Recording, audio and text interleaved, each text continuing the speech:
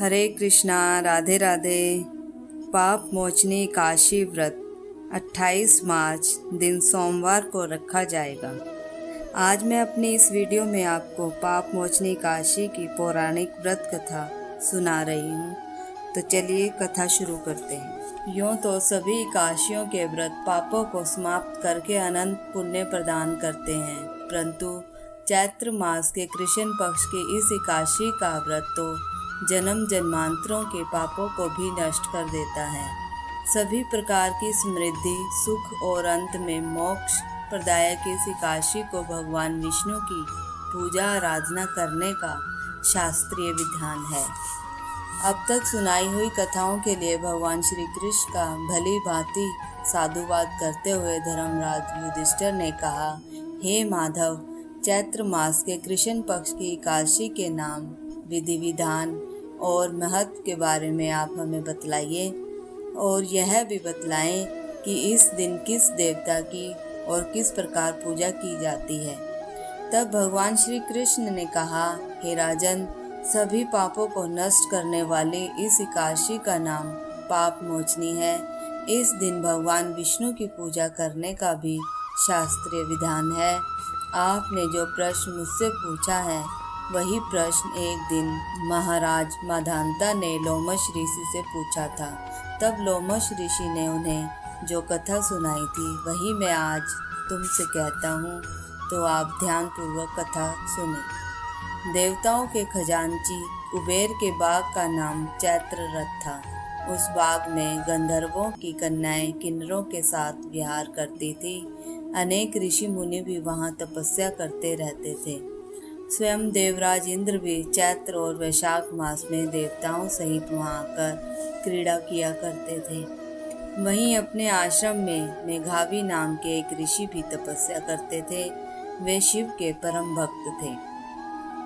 एक दिन मंजू घोषा नाम की एक अप्सरा ने ऋषि को मोहित करने का विचार किया।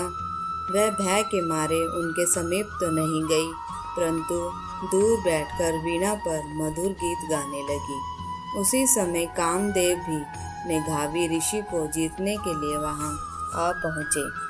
उन्होंने सुंदर अप्सरा की बाहों को धनुष, कटाक्ष को डोरी, नेत्रों को संकेत और पूंछों को पुरी बनाकर मंजू घोषा को सेनापति बनाया। मेधावी ऋषि भी युवा एवं हष्ट पुष्ट थे और साथ ही यज्ञोपवीत तथा दंड धारण किए हुए ब्रह्म तेज से भी युक्त थे। मंजू घोषा ऐसे सुंदर ऋषि को देखकर उनकी सुंदरता पर मुग्ध हो गई और अपने गीत, चूड़ियों और नुपुरों की झनकार तथा नृत्य और हाव भाव दिखाकर मुनि को रिझाने लगी। कुछ समय तक यही क्रम चलता रहा और अंत में कामदेव ने ऋषि को पराजित कर दिया। फलस्वरूप ऋषि मंजू घोषा के साथ रमण करने लगे और काम के इतने वशीभूत हुए कि उन्हें दिन तथा रात्रि का भी कुछ भी विचार नहीं रहा। इस प्रकार बहुत दिन बीतने पर एक दिन मंजू घोषा बोली, हे मुनि, मुझे बहुत समय हो गया है, अब स्वर्ग जाने की आज्ञा दीजिए। तब मुनि बोले, आज इसी संध्या को आई हो, प्रातःकाल होने तक चली जाना। मुनि के यह वचन सुनकर अप्सरा कुछ समय तक और रुकी रही। कुछ दिन के बाद उसने वहीं पर पुनः विदा मांगी तो मुनि कहने लगे कि अभी तो आधी रात भी नहीं हुई है, कुछ समय तुम और ठहरो। अप्सरा ने कहा, महाराज, आपकी रात तो बहुत लंबी है, आप जरा स्मरण कीजिए कि मुझको यहाँ पर आए हुए कितने वर्ष बीत गए हैं। उस अप्सरा की यह बात सुनकर मुनि ने समय का विचार किया तो ज्ञात हुआ कि अप्सरा के साथ रमण करते हुए उनको 57 वर्ष, 7 मास और 3 दिन बीत गए थे।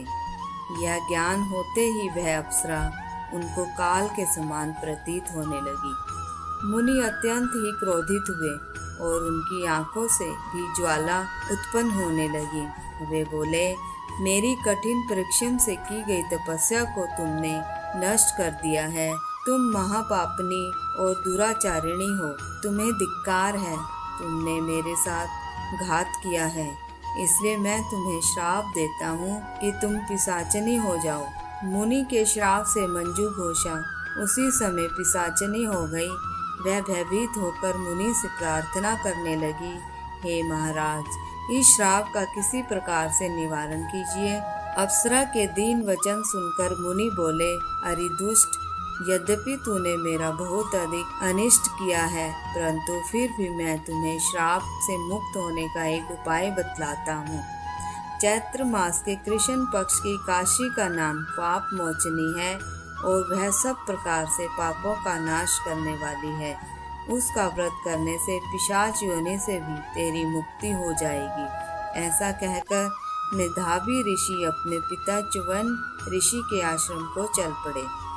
मेधावी को देखकर च्युवन ऋषि कहने लगे, अरे पुत्र, तूने ऐसा क्या अनर्थ किया है जिससे तेरा सारा पुण्य ही क्षीण हो गया है।